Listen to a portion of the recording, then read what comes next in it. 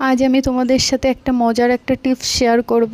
তার আগে একটা লাইক কমেন্ট করে দাও, আর ভালো লাগলে অবশ্যই আমার চ্যানেলকে সাবস্ক্রাইব করে নিও।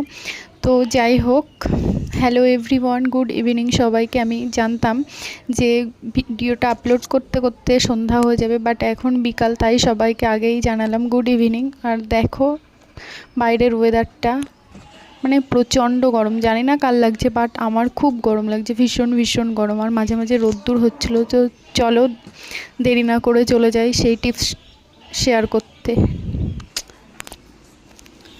বোনেরা, দিদিরা, ভাইয়েরা, দাদারা, তোমরা যারাই আমার ভিডিও দেখো, তোমাদের সকলকে অনেক অনেক ধন্যবাদ আমার ভিডিওটা দেখার জন্য। আর কি বলবো, বাড়িতে আমি এইভাবেই থাকি। বলো তো কোথায় যাচ্ছি? সেই মজার টিপস শেয়ার করতে।